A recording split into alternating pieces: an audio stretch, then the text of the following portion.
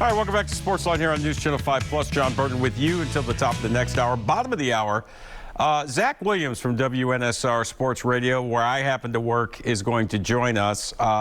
If you don't know, I do the morning show with Greg Pogue every Monday through Friday, 9 to 11.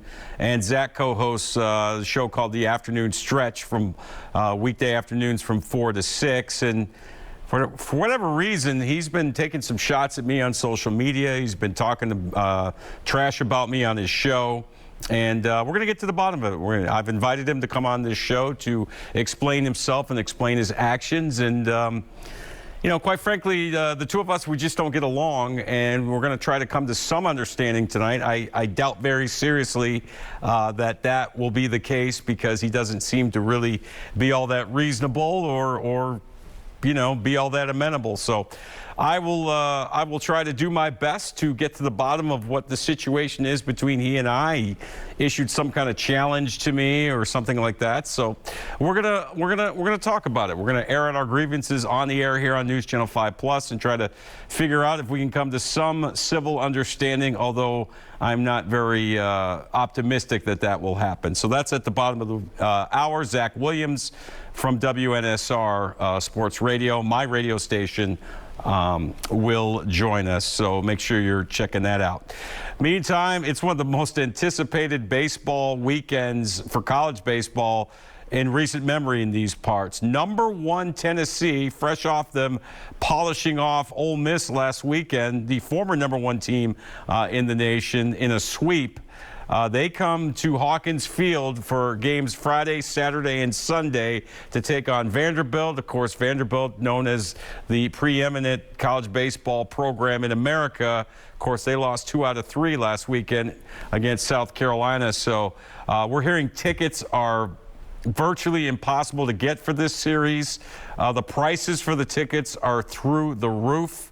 A lot of Vanderbilt fans are trying to prevent Tennessee fans from coming and attending this game. It is going to be a wild, crazy atmosphere at Hawkins Field on the Vanderbilt campus when Tennessee, the number 1 team in the nation, comes in to take on their in-state rivals, the Vanderbilt Commodores. Before we hear from Tim Corbin, let's go to line 1 and talk to Adam. Good evening, Adam. Hey, John. I've got a question for you, man. So I know you're talking about Tennessee or Vanderbilt. It looks like Tennessee's really turned the corner. Yeah. In all their major sports, you know, from when Pat died, and then you see what happened with Phil, and then Bruce Pearl, and then, you know, it's a really dark time for Tennessee. Mm-hmm. Seems like all their programs have bounced back, and I just hoping you could touch on it a little bit. By the way, your bottom of the hour, I cannot wait for that. I'm so excited to listen to what you guys got to say. Well, thank you very much. I appreciate that, and thanks for the call. And you're right. Yeah, Tennessee has been on the upswing. I think Josh Heupel has kind of maybe not turned around the football program, but he's made it exciting again. They have a quarterback. They have an exciting offense, which you need in college football. Rick Barnes has been steady as she goes with the men's basketball program. I know a lot of people have been disappointed that they haven't made that deep run in the NCAA tournament yet. We'll see if that happens. They had a great team, a very good team, I should say, this year that did not get out the first weekend.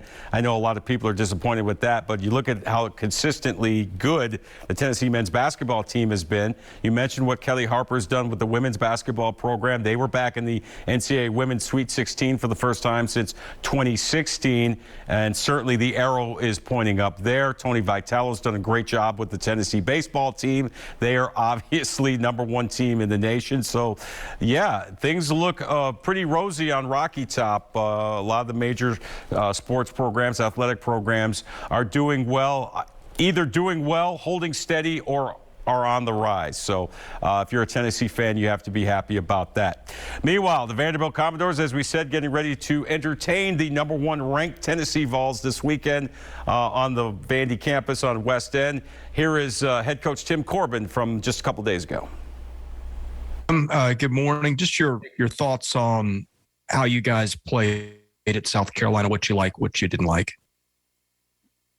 Well, 3 different games. First one obviously was good in all 3 departments. We pitched well, defended the ball well, threw some runners out behind the plate, and Had two big innings, quality at bats within those two frames where we scored some runs. McIlvain was excellent.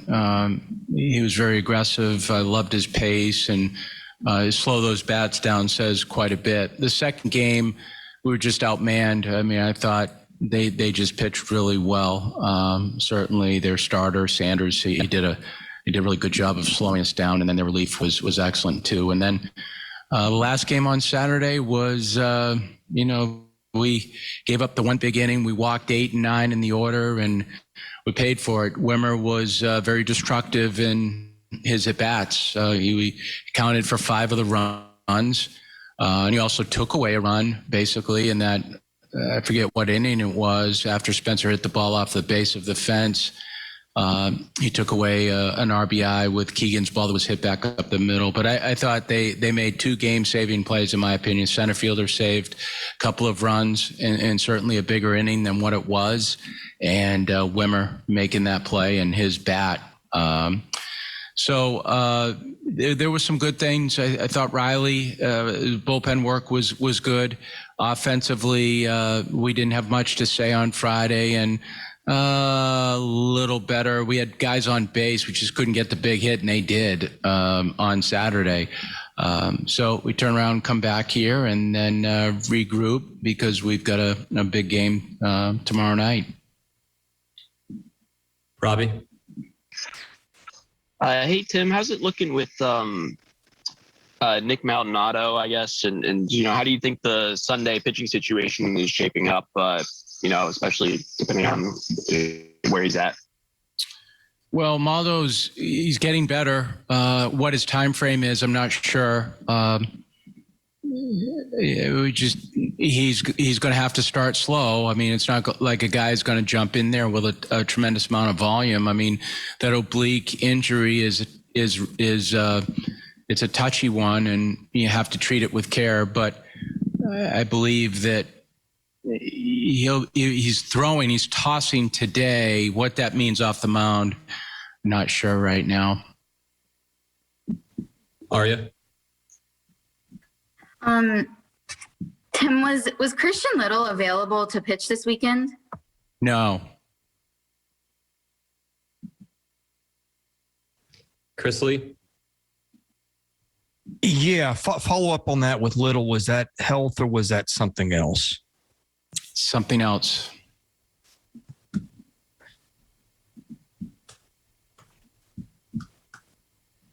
Robbie? Yeah, Tim, I mean, of course, Tennessee has had a really impressive start. What do you think of what Tony Vitello has done with them, especially after losing a lot of productive pieces last year, and what stands out in terms of how they have been so successful as an offensive team? Well, I don't really want to think about them a whole lot right yet, but as far as Tony and his team is concerned, they're really good. I mean, I think you'd be hard pressed to find another team that does everything as well as they have up to this point. They pitch extremely well. Those 2 young kids that bookend their rotation have jumped right in and have not acted and performed like younger guys. They've pitched as well as any freshman coming into the league up to this point. And, offensively, they're just good. I mean, they're well-rounded. They compete as a team from an at-bat standpoint. They put a lot of team at-bats together. They're confident. They play good defense. And Tony certainly has put good pieces together, and he can coach. He's a good coach, and his pitching coach is outstanding. Josh Elander is a good coach. I mean, he's done a very nice job in that program. Vanderbilt head coach Tim Corbin talking about this weekend's series with number 1 ranked Tennessee. Should mention the Commodores a winner over Lipscomb last night over at First Horizon Park, just like right over there, 7-1 last night. So they get a little bit of momentum heading into this weekend's big series against Tennessee. And I'm dead serious, folks. If you're trying to get tickets for this weekend series. Good luck. They're going to cost you, and I don't think too many are available. It is a hot ticket, one of the hottest tickets here in Nashville on the collegiate level in a long time. Back to the phones. Mike joins us. Good evening, Mike. Well, good evening. I'd like to make a little statement here and then ask Coach Corbin, if I may, one question. Mike, real quick. Mike, Coach Corbin was on tape. He's not live with us in the studio. So. Oh, okay. Yeah. Well, I'll ask you the question then. Sure. Let me make my statement first. Sure.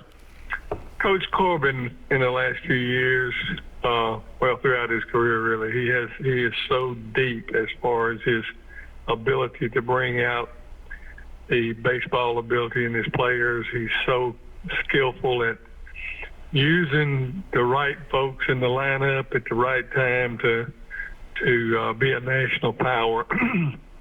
This is something that UT wants to become. Mm-hmm. They are not there yet. They might be number one on paper right now, but it's just like the outstanding football and basketball coaches. Coach Corbin is the marquee in college baseball, and he's the factor that, in my opinion, enables many of these young men to find their true ability and bring it to bear with the Vanderbilt program. So I'm a graduate of UT, but I'm telling you, Vanderbilt has got a man sitting on that bench over there that knows how to win. Okay, here's my question. Yeah. We've all heard flash in the pan. We've all heard, overnight success and all this kind of stuff. But the truth of the matter is, how would you compare? And I'm putting you on the spot. How would you compare the overall strength of the Vandy team, given this coach that they have with UT? Now, let's forget about the ratings, but in terms of what you see, do you think that UT is ready to take over the SEC in baseball? Thank you very much. All right, thanks for the call. Well, listen, the track record for Vanderbilt is there. 2 recent national championships. You look at the amount of quality players they've sent to the Major League Baseball. Now, consistent Corbin has been in leading and guiding this team. But you look at Tennessee right now, they're the complete package. They can pitch. They can certainly hit. They've already hit a bunch of home runs. They got some guys that can absolutely mash. So, in terms of track record, yeah, Vanderbilt has the edge. But I think, you look at the way these two teams are playing right now, as we sit here right now, this part of the season, Tennessee has played a lot better than Vanderbilt. Now, that doesn't mean Vanderbilt has no chance to win this weekend. I think it's going to be a fascinating series. Both teams are still very, very good. But, I don't think you can dismiss what Tennessee has done this year, and really the momentum they got from last year, how well they played, and say flash of the pan. I think they're building something. Tony Vitello is committed to be there. Tennessee is committed to him. They're paying him a lot of money to stick around and lead this program. They've made renovations to their stadium. They're expanding things in Rocky Top, and baseball has become a thing now on Tennessee. And so you have Tony Vitello to thank for that, and I think he's doing a tremendous job. So I'm just fascinated to see what happens this weekend. Thanks for the call. All right, we come back. As I said earlier, got a little score to settle, I guess. I don't know, with a colleague of mine who seems to take issue with what I've done and what I've said in recent vintage, and I've had my issues with him as well. Zach Williams from WNSR Nashville Sports Radio will join us next. It should be interesting. Stick around.